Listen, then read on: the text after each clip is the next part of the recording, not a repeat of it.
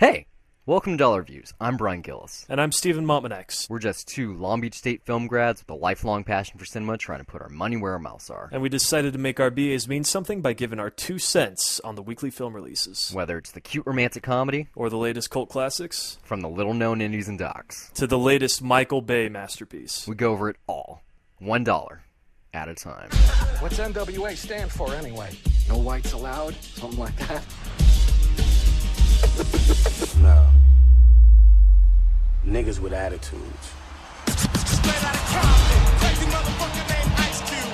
From the gang called niggas with attitudes. You have any idea how many records you're selling? NWA's arrived. You're fucking huge. Dangerous motherfucker racing. The reason this episode is delayed tonight is because my theater added 2 screenings at midnight that weren't on the schedule. That's how many people are seeing this fucking thing. I went to go at 8, and it was Last fucking night. sold out. Yeah, like for the Same. midnight. Yeah, Yeah, for I tried to do opening the night. quote-unquote midnight at 8, and it Yeah. was sold out. I had to wait till 11 to get in. That's what they told me. They were like, yeah, Yeah. you can probably see it at 11. I was like, eh. And that's why I caught Man from U.N.C.L.E. last night. I was like, well, it's an IMAX, and we're already here.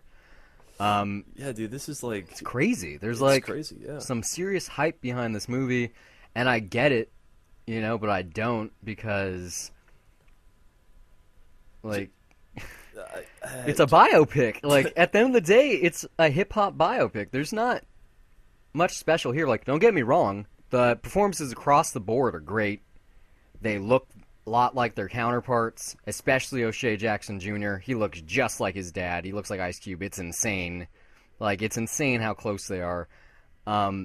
There's a good story here. There's some really good imagery. But it's a biopic, Like, it's not even that great of one. It's good.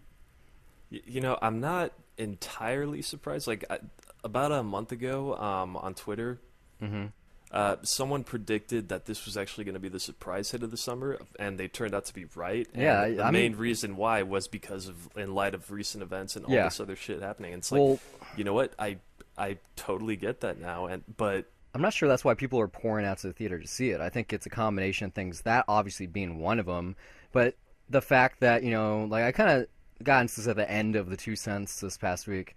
You got Dr. Dre putting out his Compton album a couple of days ago, which, after seeing this film, had to be a move that he collaborated with Universal with. He said, look, this is coming out, wait to release the movie until it's done. So you got that. You obviously got, the kind of stuff that they do in the epilogue of the film, like the Beats by Dre stuff, Ice Cube blowing up. But then you got, like Kendrick Lamar being the voice of hip hop right now, and him being under the Aftermath banner, part of, Dr. Dre's camp.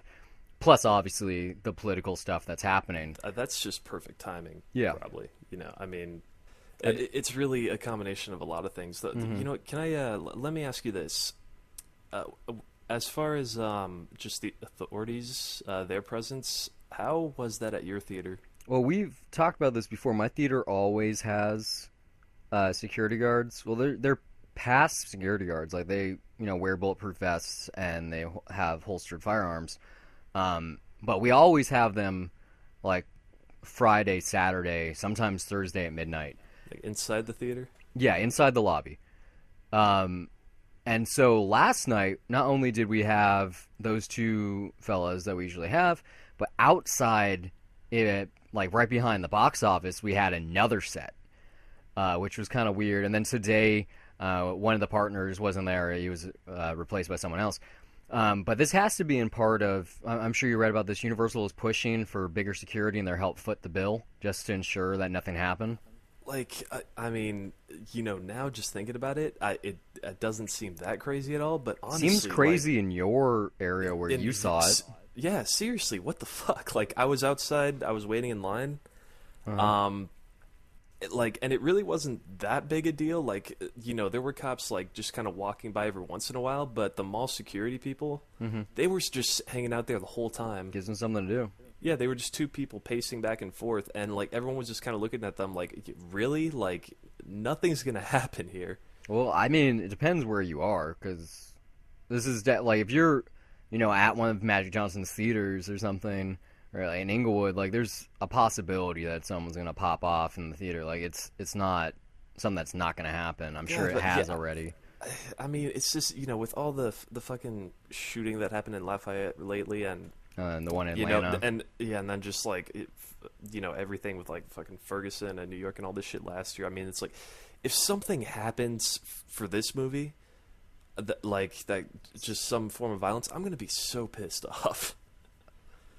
Like I don't know, just this one's, you know what I mean? It just Yeah. seems like it's tailor made It's- for that, and that's gonna just be so fucking. It's funny. Well, I mean, not the violence thing. It's funny that I saw this in Torrance on Crenshaw, because both of those things kind of are mentioned or kind of pivotal to the film in some way or another. So I'm wearing my Long Beach shirt with the insignia on it. I'm like, well, yeah, look at that. That's in the movie too. It was very close to home. It was an interesting experience. especially during that one, the one outside the studio. Yeah. Yeah, Yeah, I was in my theater. that I one was came like, to mind. Yeah, and I was just like, oh shit, that's where Brian works. yeah. Basically, I watched the credits. I was filmed either in L.A. or L.A. or Long Beach. Those are the only two cities in the whole movie, which I'm happy about.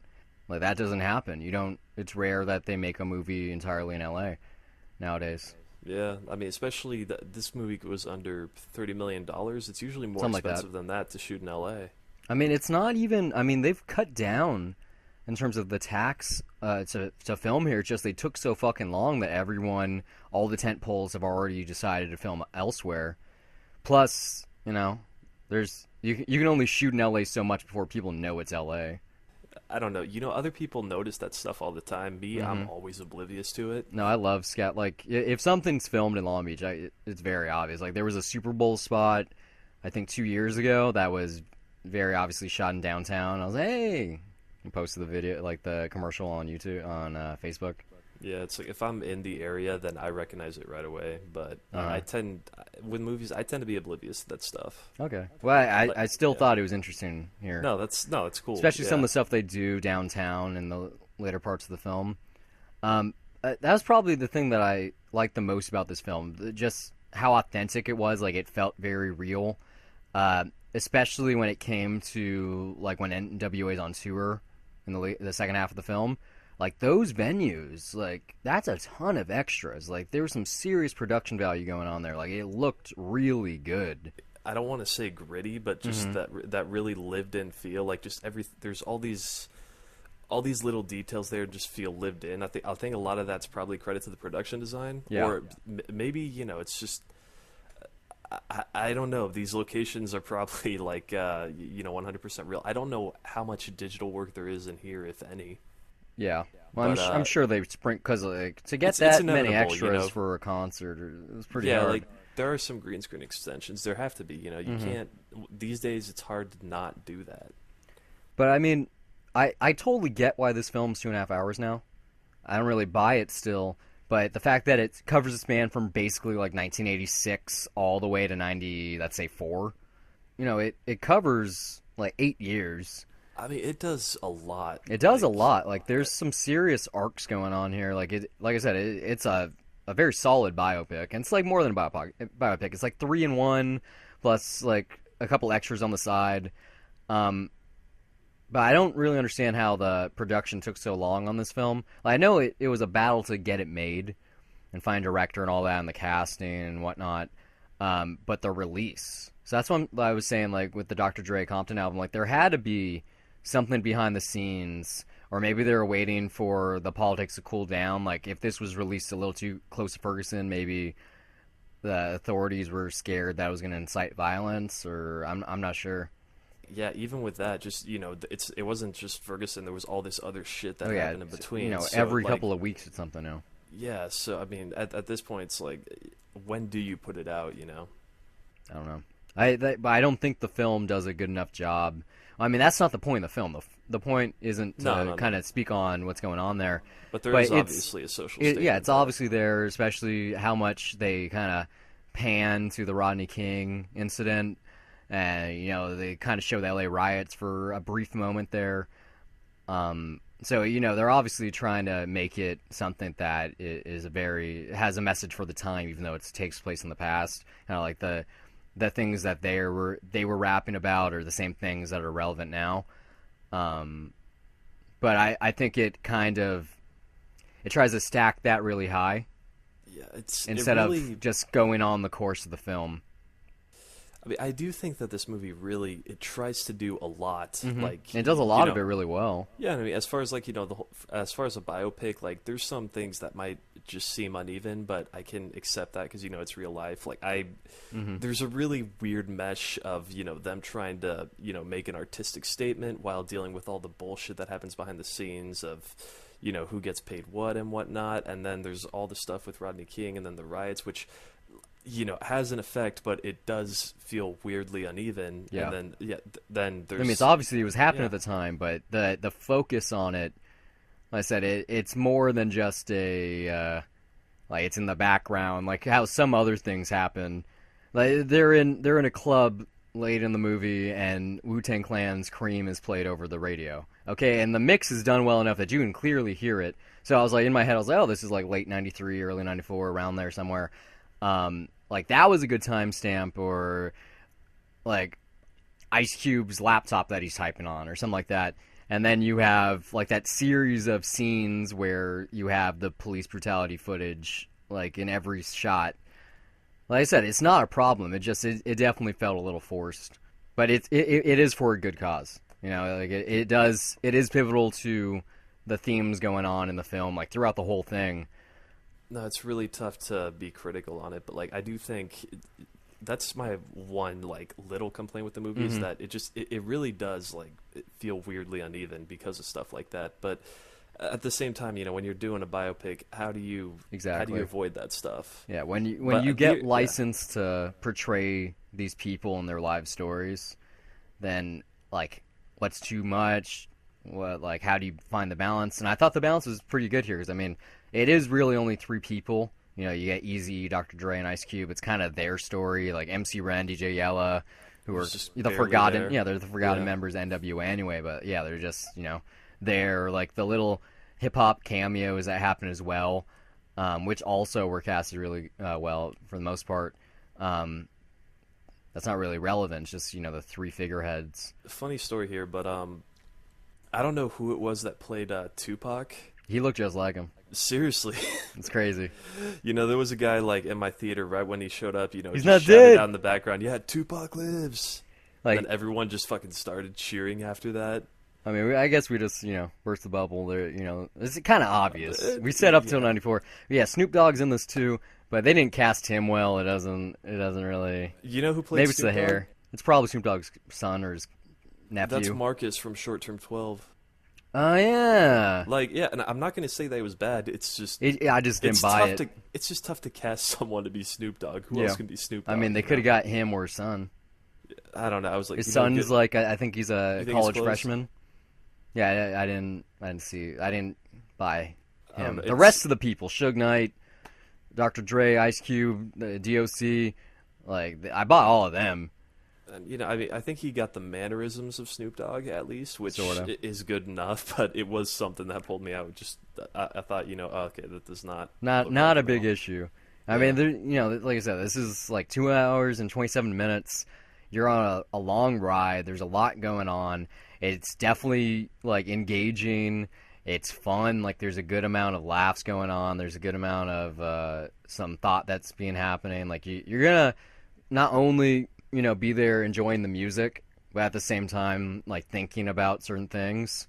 Like, it leaves you leave the theater with a certain impression. I think that's kind of the job it's going for. Even though most people that are seeing this are probably suburbanites who may or may not know who NWA outside of "Fuck the Police" and like "Express Yourself" is. And Straight Outta Compton, which is Well, that too.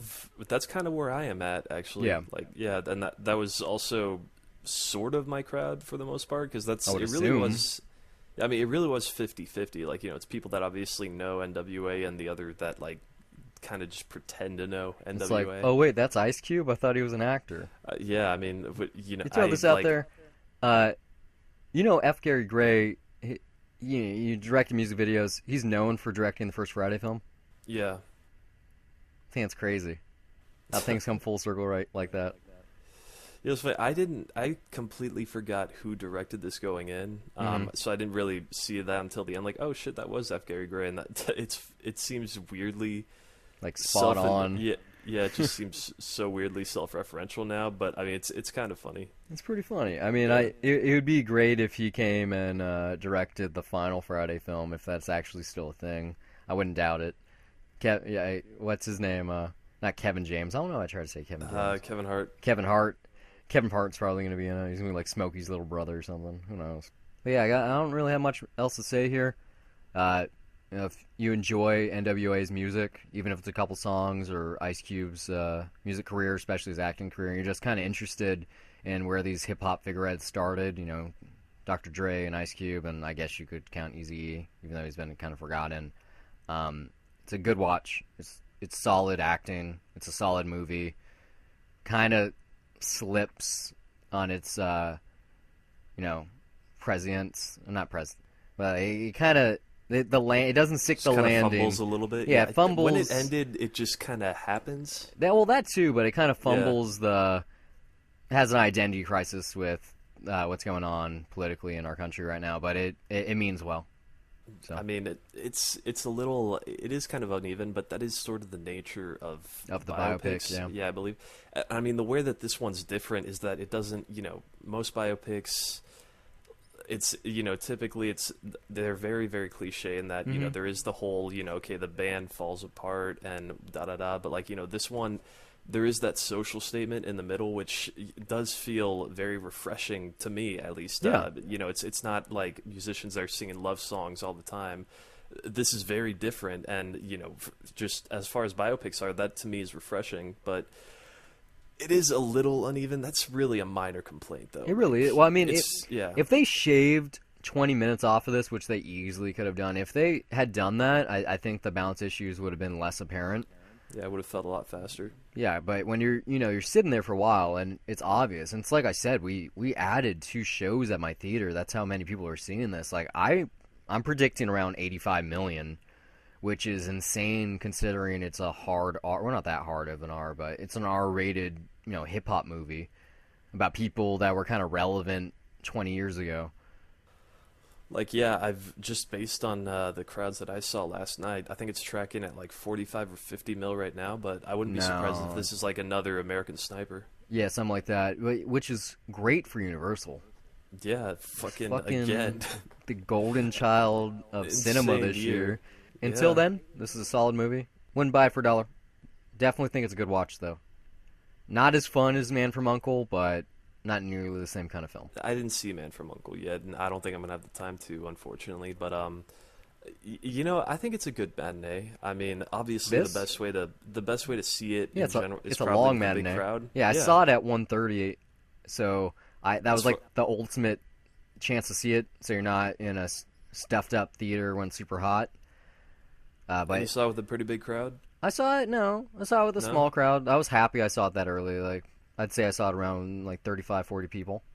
No, like in some way, I do think the theatrical experience is kind of nice for this one. Just the sound of it, because in my theater it was fucking loud, and I was really digging it. And I do think, the theatrical experience for this one, like if you want to see it with a crowd, obviously this weekend the best that you're going to get is at night. But it was pretty fun, honestly. Like as far as it's not a summer spectacle, and I did generally have a good time with it, which is weird because it's like way different than anything else Legendary does.